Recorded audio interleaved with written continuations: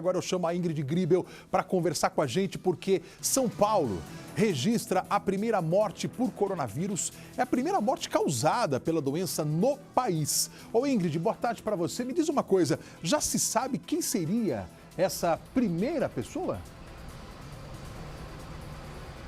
É um homem de 62 anos, Matheus. Ele estava internado num hospital particular, ao que tudo indica, num hospital aqui da Zona Sul de São Paulo. Essa é a primeira informação. E o que a gente recebeu de informação também é que ele tinha um histórico delicado de saúde. Hipertenso, ou seja, pressão alta, diabético e também tinha um quadro de aumento da próstata, um aumento benigno da próstata, que é um caso recorrente principalmente entre pessoas da terceira idade. O que falta saber é se esse homem viajou para o exterior ou se ele contraiu o vírus aqui mesmo no Brasil. Mais informações serão dadas daqui a pouco, às 13 horas, numa entrevista coletiva que será dada pelo secretário estadual José Henrique German e também pelo diretor, pelo coordenador do Centro de Contingência do Coronavírus, o infectologista Davi Wipe. O que a gente vive aqui na cidade de São Paulo, desde ontem, com a informação do prefeito Bruno Covas, é o estado de emergência. Esse estado de emergência, ele foi decretado principalmente para alertar a população sobre a importância de ficar em casa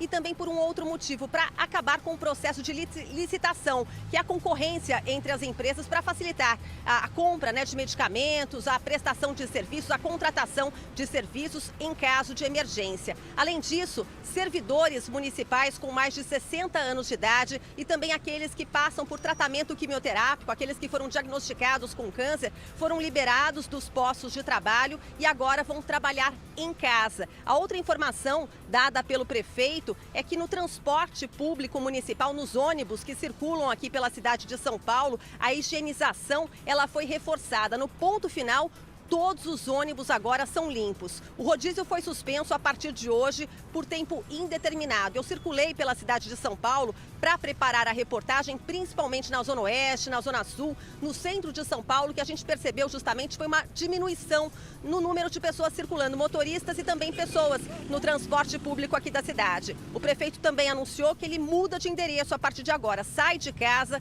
vai para o prédio, para o edifício Matarazzo, ali na região do Viaduto do Chá, e ele vai para acompanhar de perto tudo que acontece na cidade. Nós temos agora os números atualizados, são 152 casos confirmados aqui no estado de São Paulo e, de acordo com o Ministério da Saúde, são 234 casos de coronavírus. Se a gente somar todos os números das secretarias estaduais de todo o país, aí o número é um pouquinho maior, a gente tem 301 casos nesse momento. Matheus. Ingrid, muito obrigado pela informação. Me dá o Geraldo aqui para a gente debater de novo essa questão. Geraldo, a gente está diante de uma pessoa que é de um grupo de risco e que acabou perdendo a sua vida por uma série de elementos que contribuíram para isso, né?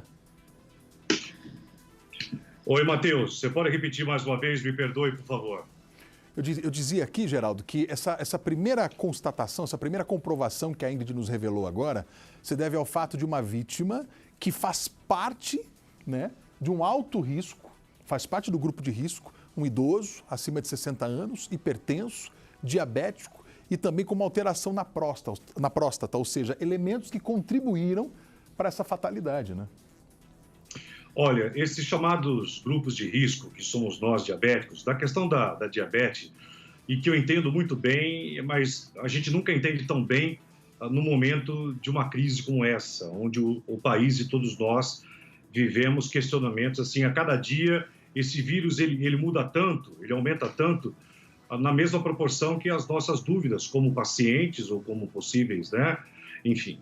E eu perguntei isso também ao meu médico. Ele falou, na questão dos diabéticos, é importante uma orientação básica, verdadeira e essencial.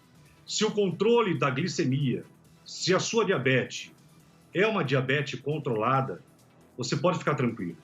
Agora, aos diabéticos que não têm o controle glicêmico considerado tranquilo, saudável, e que junto com isso tem pressão alta, essas pessoas elas têm que ficar mais atentas, mas muito mais atentas e muito mais acompanhadas por elas próprias, por seus médicos e também pela família.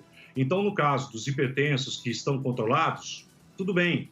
Aos diabéticos que têm a diabetes, tipo 1 e tipo 2, no meu caso, tipo 2, mas que tem o controle, o risco é imensamente, Matheus, menor. Eu não posso dizer a respeito, mas esse paciente, se comprovando, né, todo esse conjunto, né, se somando, acabou realmente se tornando uma pessoa de alto risco, com tudo que acabou se tornando a primeira vítima. Agora, o que se preocupa, a gente fica muito preocupado, Matheus, eu acho que o telespectador também, quer dizer, as pessoas que não têm suspeita, que vão passar ilesas, que parece ser uma simples gripe, não é uma simples gripe. A maior dúvida das pessoas é nas redes sociais, me perguntando nas ruas, com as pessoas com as quais eu convivo, todas perguntando isso, Matheus. Exatamente isso. Olha, mas vai precisar ter o vírus para a gente saber? E as pessoas que não têm os sintomas? É a principal pergunta que eu estou hoje tendo e ouvindo, Matheus.